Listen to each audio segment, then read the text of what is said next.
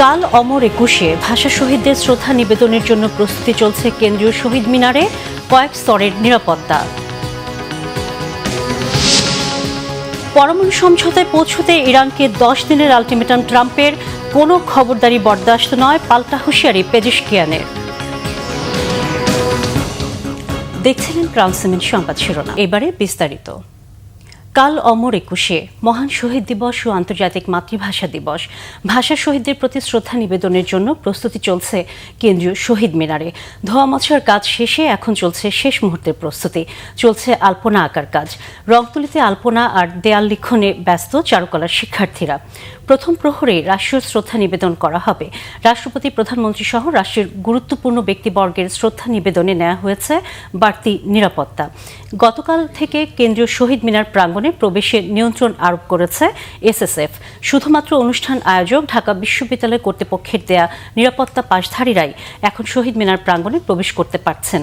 21 ফেব্রুয়ারি রাত 12টা 1 মিনিটে প্রধানমন্ত্রী সহ অন্যান্যদের শ্রদ্ধা নিবেদনের পর সর্বস্তরের মানুষের শ্রদ্ধা নিবেদনের জন্য শহীদ মিনার প্রাঙ্গণ খুলে দেয়া হবে।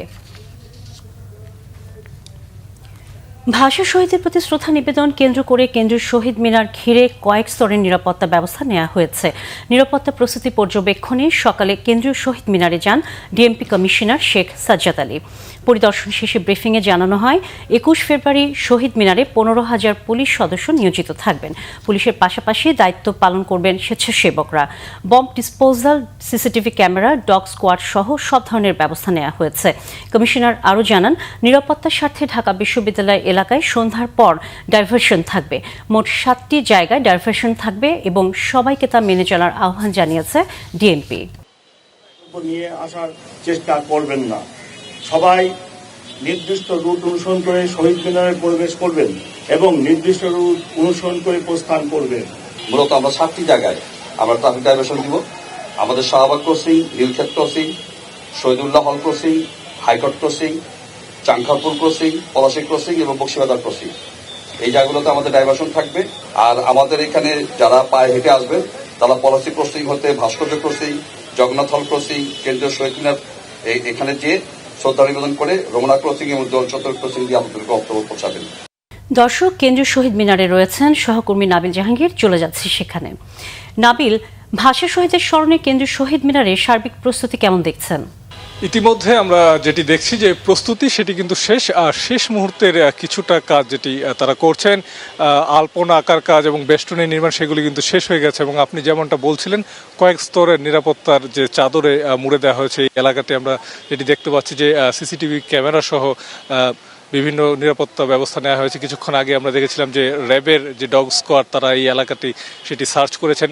বোম ডিসপোজাল যে ইউনিট তারাও সার্চ করছেন। সেনাবাহিনী সদস্যদেরকে আমরা দেখেছি। সব মিলিয়ে যেটা বলা যায় যে জাতির শ্রেষ্ঠ বীরদেরকে স্মরণ করতে কেন্দ্রীয় শহীদ মিনার সেটি কিন্তু পুরোপুরি প্রস্তুত। এবং আইনশৃঙ্খলা রক্ষা বাহিনীর সদস্যরা যেটি বলছিলেন যে এবারের যে শহীদ দিবস সেটি ঘিরে কোনো ধরনের নিরাপত্তার ঝুঁকি তারা দেখছেন না, তবে সব ধরনের প্রস্তুতি তারা নিয়ে রেখেছেন। 15,000 ডিএমপি পুলিশ সদস্য মোতায়েন থাকবে, সেই সাথে র্যাবের সদস্যরা থাকবেন, গোয়েন্দা বাহিনীর সদস্যরা থাকবেন। এবং সব মিলিয়ে তারা যেটি বলছেন যে আসলে কোনো ধরনের নিরাপত্তার ঝুঁকি নেই। এবং আমরা যেটি দেখতে পাচ্ছি যে শহীদ দিবস, শহীদদের স্মরণের যে প্রস্তুতি সেটি শেষ এবং এখন শুধু আসলে সময়ের অপেক্ষা, যেহেতু আর কয়েক ঘন্টা পরে আসলে জাতির এই শ্রেষ্ঠ বীরদেরকে স্মরণ করবে সাধারণ মানুষ, এই সাথে প্রধানমন্ত্রী, রাষ্ট্রপতি এবং প্রধান বিচারপতি সহ রাষ্ট্রের যারা ঊর্ধ্বতন উচ্চপদস্থ যারা রয়েছেন তারা সকলেই আসবে। সেই কারণে নিরাপত্তার যে আয়োজন সেটিও কিন্তু বেশ কঠোর বলা যায়।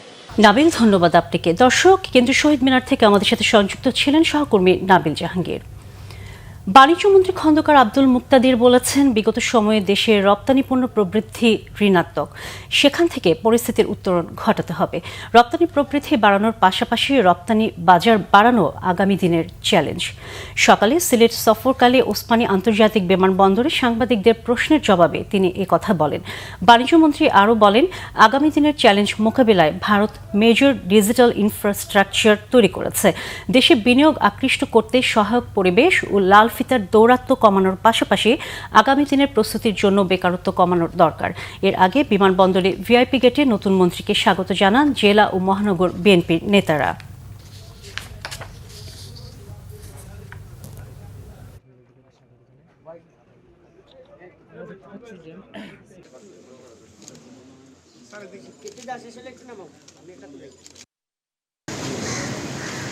বাণিজ্য মন্ত্রণালয়ের অন্যতম একটা কাজ হচ্ছে এসেনশিয়াল যেগুলি ফুড আইটেম সেগুলির স্থিতিশীল রাখা। আমাদের যে সময় আমরা দায়িত্বটা নিয়েছি তার পরের দিন থেকে রোজা মাস শুরু হয়েছে।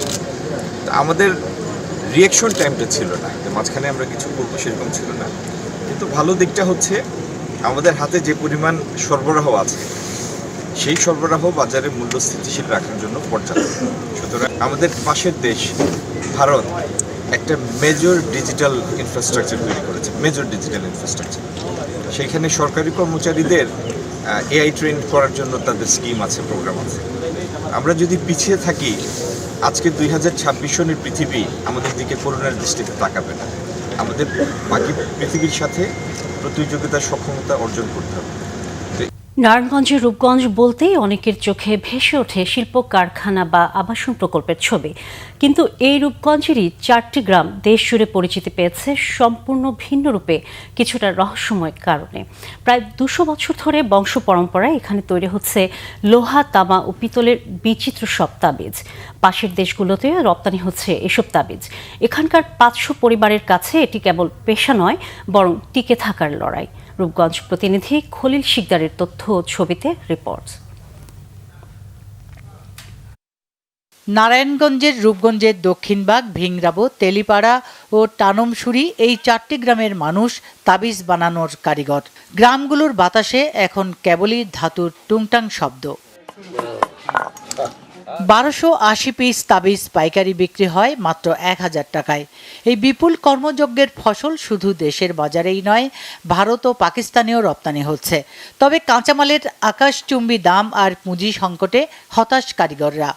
50 বছর ধরে কাজ করতেছি, আমার বাপও করে গেছে, আমি এখন এই কাজ করতেছি। বাপ দাদা করে গেছে, আমি তো করতেছি। এবার এই বিমলে অনেক কষ্ট, এই কাম কিন্তু কিছু থাকে না। সরকার যদি আমাদের পদক্ষেপ নিত ভালোভাবে, তাহলে আমাদের চলাফেরা খুব সুবিধা হতো। 40 বছর থেকে 30 বছর ধরে শুরু করছি। আমি রান্নাবাড়ি করতাম বেশি, আমি এইসব কাম করি নাই। তাবিজ শিল্পীর কর্মকাররা বলেন, বাপদাদার পেশাটি ধরে রাখলেও এই ব্যবসায় এখন আগের মতো মুনাফা হয় না। তাবিজ বিক্রি করে যে আয় হয় তাতে কোনো মতে সংসার চলে কারিগরদের।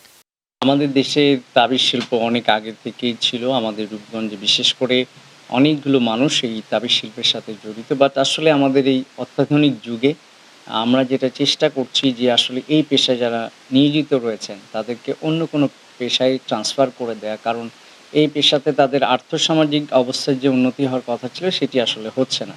সরকারি সহায়তা না পেলে ধীরে ধীরে এই পেশা থেকে মুখ ফিরিয়ে নিতে বাধ্য হবেন বহু দক্ষ কারিগর। Bangla vision news desk. এবারে আন্তর্জাতিক প্রসঙ্গ। পরমাণু সমঝোতায় পৌঁছতে ইরান ও বিশ্ব নেতাদের এবার 10 দিনের আলটিমেটাম দিয়েছেন মার্কিন প্রেসিডেন্ট ডোনাল্ড ট্রাম্প। কোনো ধরনের খবরদারি সহ্য করা হবে না বলে পাল্টা হুঁশিয়ারি দিয়েছেন ইরানের প্রেসিডেন্ট মাসুদ পেজেশকিয়ান। যুক্তরাষ্ট্রের স্থানীয় সময় বৃহস্পতিবার ওয়াশিংটনে অনুষ্ঠিত গাজা বোর্ড অফ পিসের প্রথম সম্মেলনে ইরানের পাশাপাশি বিশ্ব নেতাদের এই আলটিমেটাম দেন ট্রাম্প। এছাড়া গত বছরের জুনে ইরানের যুক্তরাষ্ট্র ইসরায়েলের যৌথ হামলার পক্ষে সাফাই দিয়েছেন মার্কিন প্রেসিডেন্ট। দাবি করেছেন ওই অভিযানের কারণেই পরিণতি পেয়েছে গাজা যুদ্ধবিরতি। আগামী 10 থেকে 15 দিনের মধ্যে পরমাণু সমঝোতা না হলে হামলার মুখোমুখি হতে তেহরানকে সতর্ক করেছেন ট্রাম্প। এদিকে যুক্তরাষ্ট্রের খবরদারি আর অপমান তেহরান আর সহ্য করবে না বলে পাল্টা হুঁশিয়ারি দিয়েছেন ইরানের প্রেসিডেন্ট পেজেশকিয়ান। পশ্চিম ইরানের লোরেস্তান প্রদেশের প্রভাবশালী ব্যক্তিদের সাথে বৈঠককালে পেজেশকিয়ান স্পষ্ট জানিয়ে দিয়েছেন যুদ্ধ চায় না তেহরান। ইরানের গণতন্ত্রের প্রতি ট্রাম্প প্রশাসনের দৃষ্টিভঙ্গি নিয়েও সন্দেহ প্রকাশ করেছেন তিনি। এ প্রসঙ্গে ভেনেজুয়েলার পরিণতির দিকে ইঙ্গিত করেছেন ইরানের প্রেসিডেন্ট। ইরানের কাছাকাছি দীর্ঘদিন অবস্থান করা বিমানবাহী মার্কিন রণতরী ইউএসএস রোনাল্ড রিগানকে সতর্ক অবস্থায় রাখা হয়েছে। শিগগিরই এই বহরে যুক্ত হতে রওনা হয়েছে ইউএসএস জেরাল্ড আর ফোর্ড। এই ছিল এখনকার মতো। পরের সংবাদ দুপুর 2টায়। এর আগে একটা রয়েছে নিউজ টপ 10, দেখার আমন্ত্রণ রইল। এছাড়া বাংলা ভিশন সংবাদ ও সংবাদ সংশ্লিষ্ট অনুষ্ঠান দেখতে ভিজিট করুন www.bpnews24.com ও facebook.com/banglavisionnews এবং সাবস্ক্রাইব করুন youtube.com/banglavisionnews। সাথে থাকার জন্য ধন্যবাদ সবাইকে।